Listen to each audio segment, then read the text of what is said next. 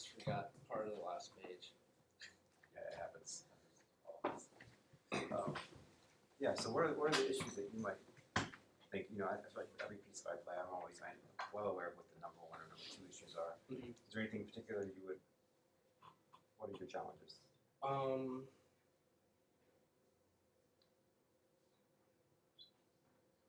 always ask my students, what's the number one thing if you had a magic wand, what would you just fix?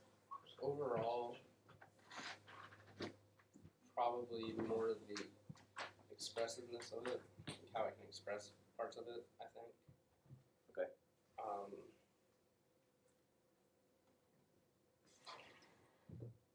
So was that the number one thought on your mind as you were playing?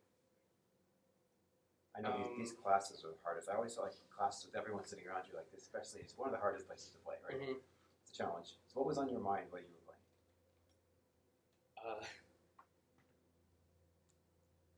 Nothing really.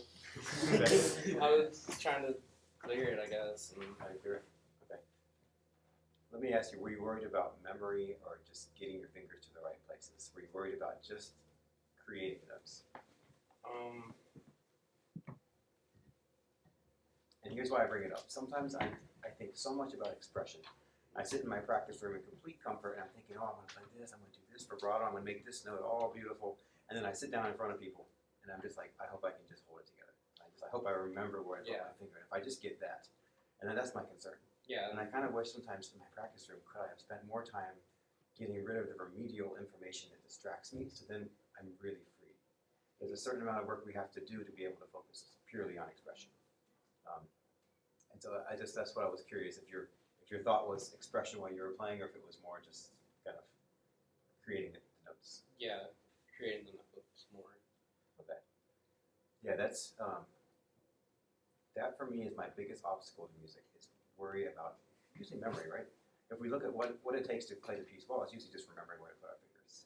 So I think like to play musically, memory has to be very, very solid. Otherwise, that will just distract me. It'll ruin the performance. It'll just, that voice in my head of saying you might not know what the next chord is so loud that I'll just forget to be musical. And I can't. And I'm trying to do two things at once. It's like trying to have fun while someone's pointing a gun to your head. You can't. It's not all fun and games. So, what's your practice routine like at home in terms of really evening everything out? Do you have a method? Maybe more specific. Do you do a lot of slow work? Yes and no. I'm not as consistent as I need to be with that. But I will sit down and only work on like one page with the metronome and try and play it slower. Okay, good. Yeah, I'd recommend more of that. So last night I was talking with Steve Mattingly. He's a big runner. And we were talking about just different running tips that he's given me, because I'm kind of a new runner. But there's something that I've learned in running that's very helpful for a piece like this, especially like just this piece, which is endless arpeggio, right? I just want endless, but they go on and they're beautiful. But it's about finding a pace that you can be consistent with. And I wonder if you found a pace, even just through the entire piece or just from page to page, where you know you can play the pieces predictably with continuity without any memory steps, where your brain can think faster than your fingers. And I wonder if we could experiment a little bit with that. Have you found the pace? Do you have a metronome setting where you know you can play it without a mistake? Not really, no. Okay. I usually...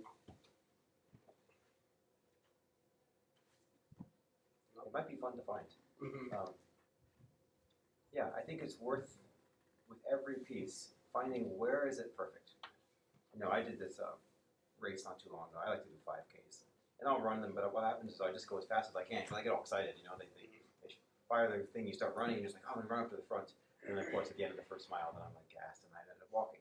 And so I've been trying to think, okay, well, how can I run the same pace without stopping, without getting slower or faster, and without getting winded? How can I find a steady pace? And I think that's kind of what we might want to do with this piece, especially since it's so many notes. So let's go from, where's a good spot that you think maybe is the most challenging in the memory? For remembering,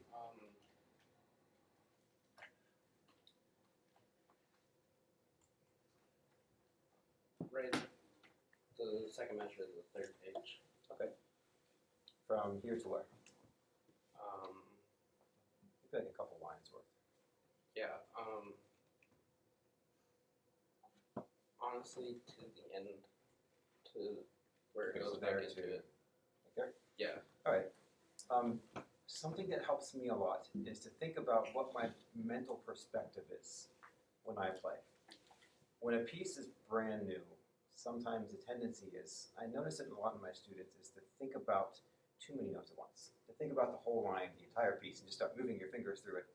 And it's like if I were to give you a sentence and write it out here, maybe like, we wish you a Merry Christmas. We could think of it as one sentence. We could think of it as however many words it is, or however many dozens of alphabet letters. And sometimes the key for me for really putting a piece together is to revisit the note by note versus chord by chord, arpeggio by arpeggio. And sometimes that helps me just to envision each note, each detail, and that really just kind of, it's glue for the brain. So let's try this. And what do you think, where do you think it's so slow it's easy? You can see the note long before it's time to play, and it's just absolutely easy.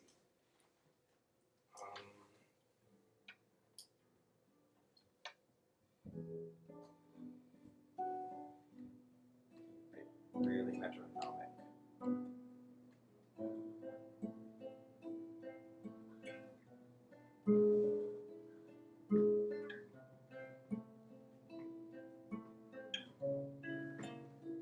Think ahead.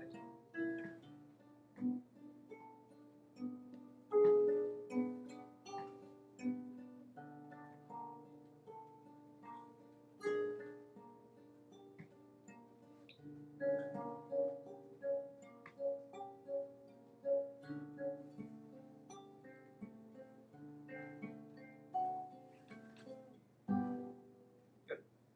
Was it easy? Yeah. Yeah, you might want to check a couple notes there. But yeah, that was very easy. That's how it should feel when you play faster. It should not feel any more difficult. Playing quickly should be easy if you speed up your brain enough. So a good place to start is to imagine everything is an eighth note. I might even go back and just for fun, imagine every note's a quarter note.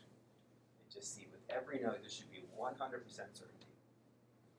Something I also try to do, which I recommend with any piece, and this may be just a horrible thing to say. I know a lot of people might disagree with me, but I think it's good to practice playing a piece note perfect.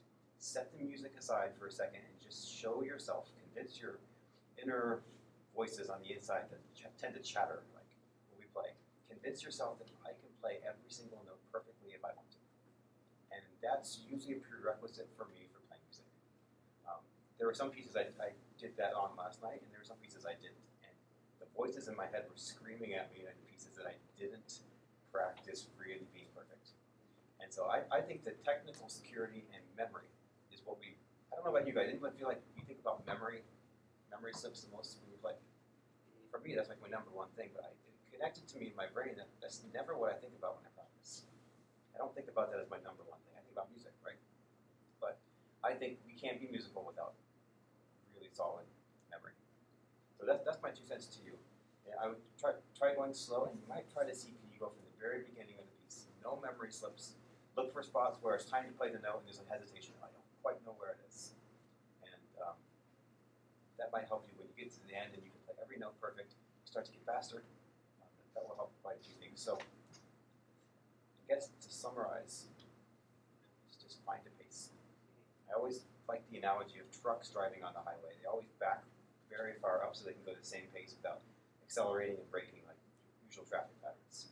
You want your fingers to be doing that because your brain has different speed limits, right? It recalls notes at different speeds, and you want to try to even it all out as much as possible. So, does that make sense? Any questions or anything about that? Okay. You want to feel like you're playing slower than you could. You always want to feel like you have that. When I was young, well, I still think I'm young, but when I was young, I remember I always wanted to play pieces as fast as possible. Always tried to do it from the very first moment. I learned the first 3 measures. Okay, let's see what that sounds like fast, and I go. And every single time I was doing it, this is my mental speed limit for what I could do. I was trying to play it here, probably it was actually up here. I've learned that just to get it to that point, to play fast, you have to discover where it's easy, and then speed actually feels really easy. I want you to feel like you're playing it as fast as you want to, as musical as you want to, but you know what's coming up so well you couldn't miss it. But that'll just give you more control. So, yeah. Let's go from, I want to talk about these double dots real quick. Have you practiced those separately, just trying to get those really crisp? with a double dot, I have a little rule I like to do. The pickup should be 50% softer than the downbeat. And let's just try the last chord by itself. And just it's pianist mode. Okay, one more time. Good. Now make it a little bit more present. Yeah. I'll try to sneak this in there at the last possible second. So it sounds like the word aha. Da-da. There we go. The softer that upbeat is, the closer you can get those notes together. The idea of a double dot is this really is supposed to be almost right before it. Da-da. I would try to get those really crisp.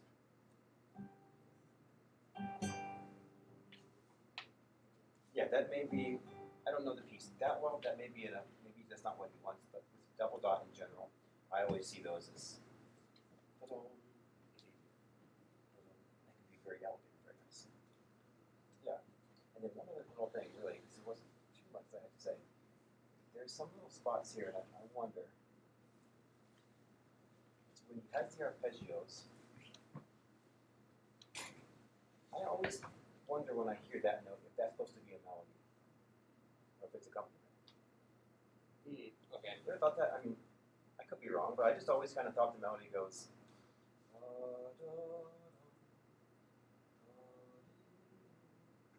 Because he's got, I don't know, he's got like a rest there. I don't know. What do you think? This is completely my own hunch. Maybe I'm wrong.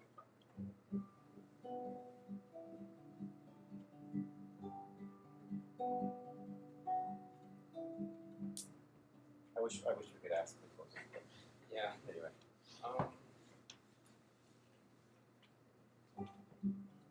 There's one spot where that has like a chord, doesn't it? Yeah. I feel like that's part of the accompaniment. It may be, it may not be. It doesn't look like it on the page. Yeah. But I just kind of wonder. Something you can consider. Sometimes, like, there's moments where it looks like it's supposed to be a melody, so everyone just plays it because that's what it looks like visually. But if you really think through it, sometimes, like if you look at music from Bach, my perspective is always to try to find a voicing that maybe someone else didn't catch. And if you roll that chord very gently and then play this again like it's melody, that to me would actually sound very cool. I'd be like, wow, he really thought that through. But you got to really bring those out.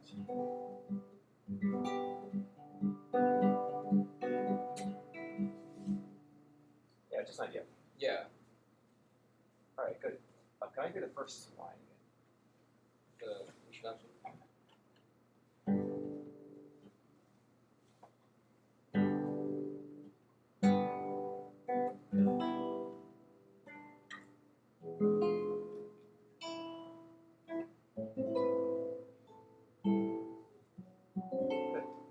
Question.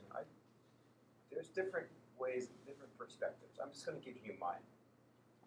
My parents were orchestral musicians, so whenever they worked with me on anything, everything was rhythm, rhythm, rhythm. It was almost, I think guitarists, sometimes we have, like, when vocalists sing, they don't have to be as rhythmic as a violinist playing in a straight section. Right? We play guitar, so we're kind of in the middle. We can be flexible like a vocalist, or we can be very metronomic. I tend to lean on the metronomic side first, flexibility second. So have you tried playing this literally like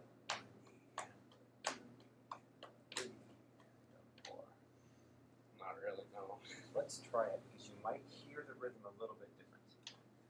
One general point I want to make that really helped my playing was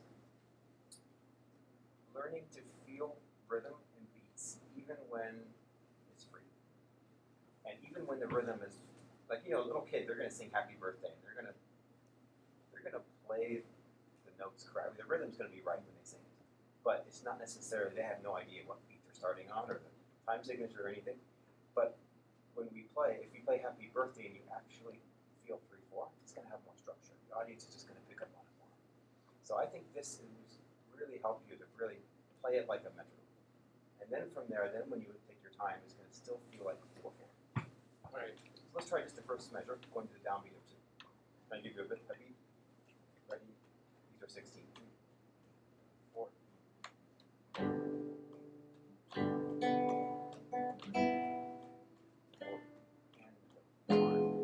Yeah. Did it feel a little different? Yeah. It has structure now. But again.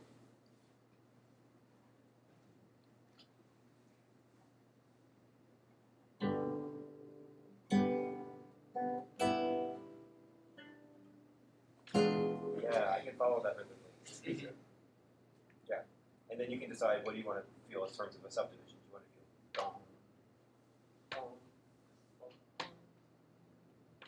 yeah, it's just so much clearer to me. Now, if you want to be flexible, there's room. And I like to practice counting the flexibility without playing. For example, 1 E and 2 E and 3 E and 4 E and 1. It's slowed down. It was flexible. You can do whatever you want to do, but there's still a realization of what the rhythm is. We badly need that, I think, in these very free sections because we don't know when you play what you're feeling. So you have to kind of communicate that rhythm a bit better, and I think it's going to make it just a lot more interesting to the audience. Because when you're playing for an audience, you're really communicating